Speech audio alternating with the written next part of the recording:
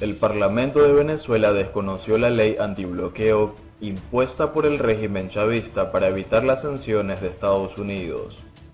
En una sesión transmitida por redes sociales, los diputados aprobaron un acuerdo para desconocer en todas sus partes la supuesta legislación y, por lo tanto, reputarla como inexistente e ineficaz. La mayoría opositora del Parlamento de Venezuela desconoció este martes la aprobación de una ley que otorga al dictador Nicolás Maduro poderes extraordinarios en materia económica para contrarrestar las sanciones estadounidenses a través de la Asamblea Constituyente ilegítima y rechazó las negociaciones amparadas por dicha normativa paralegal. En una sesión transmitida por redes sociales, los diputados aprobaron un acuerdo para desconocer en todas sus partes la supuesta ley antibloqueo para el desarrollo nacional y la garantía de los derechos humanos y por lo tanto reputarla como inexistente e ineficaz. El legislativo, único poder en manos opositoras, advirtió que quieren que realice acuerdos o negociaciones al amparo de este instrumento paralegal y de aplicación táctica. Podría estar incurso en delitos, como asociación ilícita para delinquir y aprovechamiento de bienes provenientes del delito, entre otros, continuó el documento. El pasado 8 de octubre, la ilegítima Asamblea Constituyente, integrada únicamente por chavistas, que rigen el país con poderes apoyados por la fuerza militar, aprobó una norma que incluso da a Maduro la potestad para inaplicar normas legales, cuya aplicación resulte imposible o contraprudente debido a los efectos de las restricciones financieras, encabezadas por Washington, que enfrenta a Venezuela. La legislación dicta, entre otras cosas, que activos expropiados por el gobierno venezolano podrán ser objeto de alianzas con privados. La ley antibloqueo además declara secretos y reservados todos los actos derivados de su aplicación, por lo que el régimen de Maduro no estaría obligado a someterse a controles. No fija mecanismos para rendición de cuentas previas, indicando que solo la Contraloría de la dictadura podrá tener acceso posterior a información si lo solicita. La unicameral Asamblea Nacional acordó investigar a funcionarios del régimen de Maduro a los fines de establecer las eventuales responsabilidades civil, penal y administrativa a las que pueda haber lugar por las inconstitucionales promulgación y aplicación de la norma, señaló el documento. La constituyente, conformada en 2017 en su totalidad por chavistas, ha tomado de facto las atribuciones del Parlamento, de mayoría opositora, promulgando decretos ley de aplicación inmediata, es tachada de ilegal por la oposición.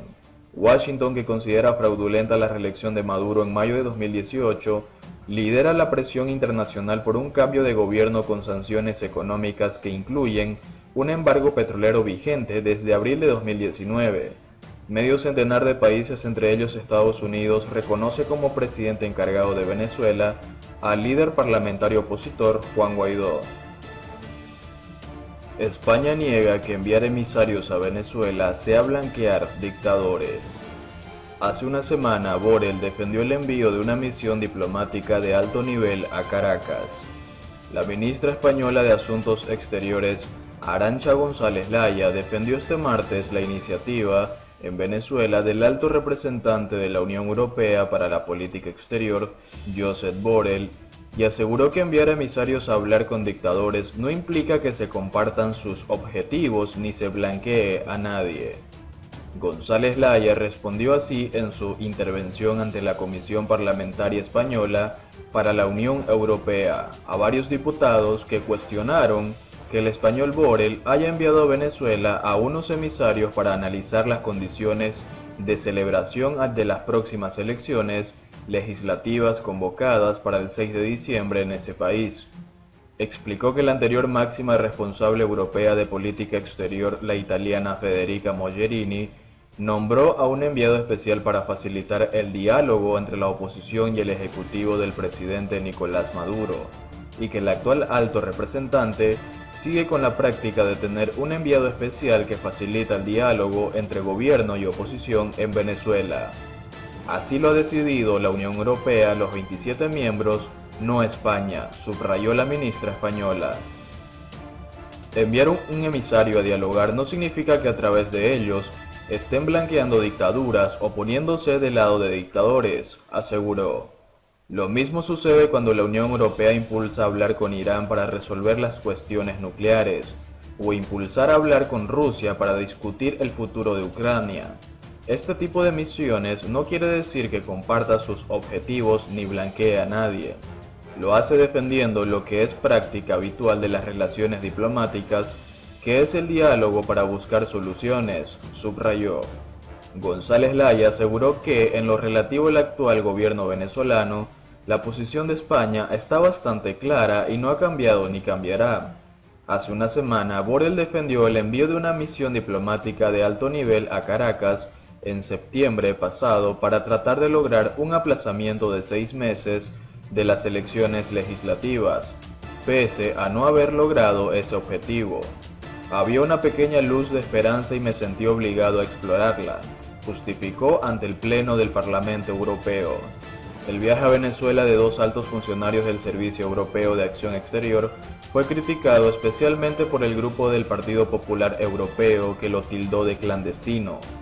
Borrell dijo el miércoles pasado que esa misión llevó a cabo sobre el terreno los mismos esfuerzos que lo ha mantenido a lo largo del verano de manera telemática para hablar con todas las partes y lograr fomentar el diálogo y unas condiciones democráticas para celebrar unos comicios en Venezuela que, tal y como se plantean en este momento, la Unión Europea no podrá reconocer. La Unión Europea evidentemente no podrá ni siquiera plantearse el envío de una misión de observación electoral, recalcó Borrell, ya que ello requeriría no solo el respeto a los estándares democráticos, que no se daban y siguen sin darse, sino también un calendario realista. El régimen de Nicolás Maduro detuvo al director del periódico Correo del Caroni tras allanar su casa. El periodista estaba solo en su domicilio cuando llegaron los funcionarios policiales que durante cerca de una hora no autorizaron la entrada de su abogado Eliezer Caldasilla. Efectivos del Servicio Bolivariano de Inteligencia Nacional SEBIN de Venezuela allanaron este lunes en Puerto Ordaz el domicilio del director del periódico regional Correo del Caroni, David Natera, y posteriormente lo detuvieron, denunció el propio diario. 3 unidades del SEBIN están frente a la casa de nuestro director David Natera, con orden de allanamiento. Desconocemos las causas.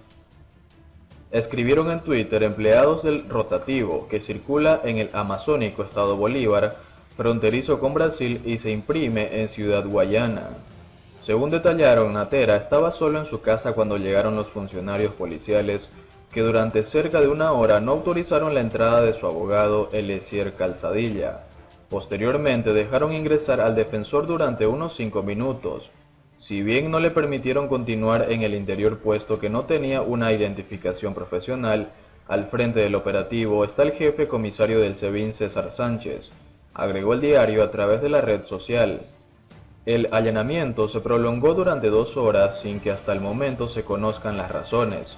Posteriormente, los agentes se llevaron al director del Correo del Caroni en sus vehículos para rendir declaraciones, un eufemismo utilizado por los miembros del SEBIN para detener a periodistas o activistas políticos que, posteriormente, son puestos en libertad tras unas horas o quedan definitivamente presos. El pasado 31 de julio, funcionarios de la Dirección General de Contrainteligencia Militar detuvieron al reportero gráfico William Urdaneta, también del Correo del Caroni, según denunció entonces el Sindicato Nacional de Trabajadores de la Prensa. Urdaneta fue arrestado durante varias horas en Puerto Ordaz mientras tomaba fotografías del tráfico en la avenida Guayaná, así como la actividad comercial, puesto que en el estado Bolívar se había radicalizado en ese momento la cuarentena para frenar la COVID-19. La ONG Espacio Público documentó en septiembre pasado 49 violaciones a la libertad de expresión, de los que la mayoría fueron por intimidación, hostigamiento judicial y amenazas. La mayoría de las víctimas fueron periodistas, 48%, medios de comunicación 4% y particulares 4%.